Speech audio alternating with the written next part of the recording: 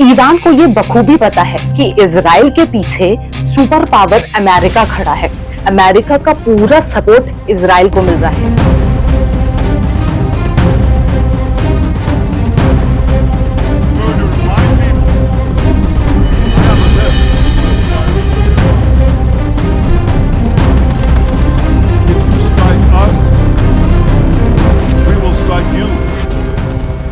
America का पूरा support Israel को मिल रहा है। इसके बावजूद भी ईरान हार मारने को तैयार नहीं है। युद्ध भूमि में पूरी हिम्मत के साथ छाती ठोक के इजराइल के सामने खड़ा है।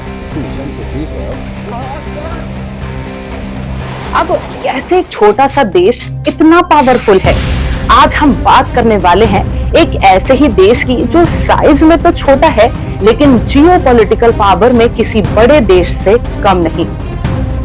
पिछले 40 साल से अमेरिका और पश्चिमी देशों ने सैकड़ों सैंक्शंस लगाए। इसके बावजूद भी ईरान कैसे टिका है? ना सिर्फ टिका हुआ है लेकिन दुनिया की जियोपॉलिटिक्स पर राज कर रहा है।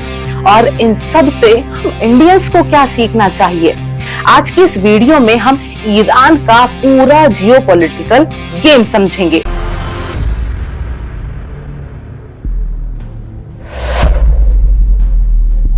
इजराइल ईरान के बीच ये युद्ध शांत होने का नाम नहीं ले रहा है।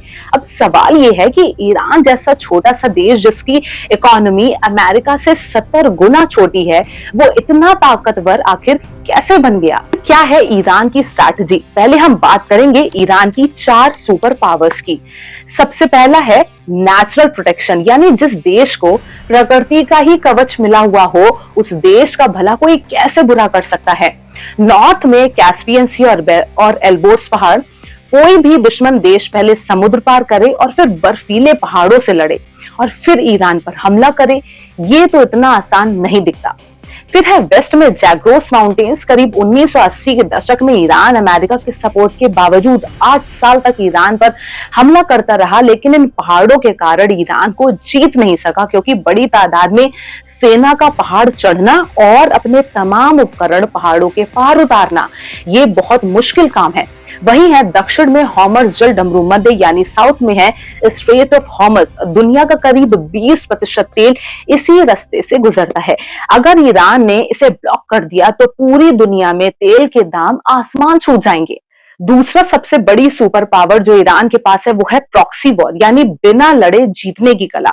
ईरान कभी सीधे युद्ध नहीं लड़ता, बल्कि दूसरे ग्रुप्स को पैसे, हथियार और ट्रेनिंग देकर अपना काम करवाता है। जैसे गाजा में हमास, लेबनान में हिजबुल्लाह और यमन में हाउती जैसे ग्रुप्स ईरान के समर्थन में काम करते हैं। इससे फायदा ये होता है कि अगर हमास इजराइल से लड़ेगा तो ब्लेम ईरान पर नहीं जाता।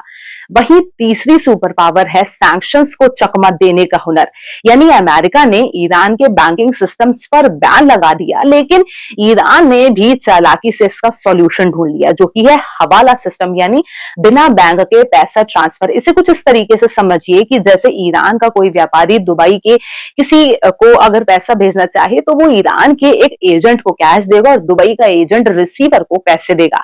इसे डायरेक्ट अकाउंट ट्रांजैक्शन ना होकर किसी तीसरे एजेंट के मध्य से कैश ट्रांजैक्शन हो सकता है, और ये भी एक बड़ी अमाउंट में। अब अगला है दुबई का जबेल अली पोर्ट, यानी ईरानी माल को दुबई भेजकर मेड इन यूएई का लेबल लगा दिया जाता है और फिर वही माल दूसरे देशों को एक्सपोर्ट हो जाता है, यानी सांप भी मर गया और लाठी भी नहीं टूटी। और चौथा जो सबसे बड़ी पावर ईरान के पास है वो है परमाणु हथियार और ड्रोन टेक्नोलॉजी। जी हाँ, न्यूक्लियर वेपन्स। चेतावनियों के बावजूद भी ईरान परमाणु बम बना रहा है। रूस यूक्रेन युद्ध में ईरान ने रूस को ड्रोन सप्लाई किए, जिससे अमेरिका नाराज हो गया, लेकिन अमेरिका को इस चीज का तो एहसास हो गया था कि भाई देखो, ऐसा है कि ईरान कोई छोटी चिड़िया नहीं है। अब सवाल ये है कि भाई आखिर भारत को ईरान से क्या सीखना चाहिए? तो सबसे पहला है स्ट्रैटेजिक सेक्टर्स में आत्मनिर्भर बनना।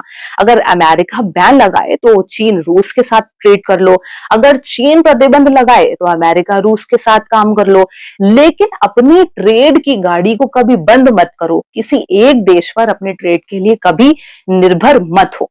दूसरा है हिंद महासागर पर कंट्रोल बढ़ाना।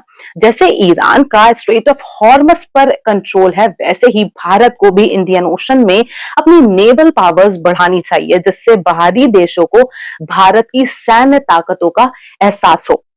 तीसरा है सेल्फ डिफेंस सिस्टम, यानी ईरान की तरह भारत को भी मिसाइल्स, ड्रोन्स और परमाणु तकनीक में आत्मनिर्भर बनना होगा, क्योंकि जिस तरीके से अभी हाल ही में पहलगाम हमले में पाकिस्तान ने बेशर्मी से हमारे भारत के बेकसूर लोगों को मारा था, ऐसे में भारत को ये दिखाना पड़ेगा कि हमसे पंगा लेना बेटा तुम्हें बहुत भारी पड़ेगा।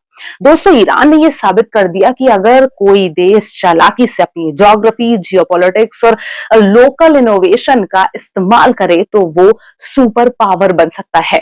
भारत को भी यही रास्ता अपनाना चाहिए। अगर आपको ये वीडियो पसंद आई तो इसे लाइक करें, शेयर करें और चैनल को जरूर सब्सक्राइब करें, और साथ ही कमेंट में बताएं कि भाई आपको ईरान की ये स्ट्रैटेजी कैसी लगी, आप ईरान की स्ट्रैटेजी को लेकर क्या कहना चाहते हैं, और इजराइल और ईरान के इस युद्ध के बीच में आप किसका समर्थन करते हैं। फिलहाल के लिए इस वीडियो में इतना ही, मुझे दीजिए इजाजत।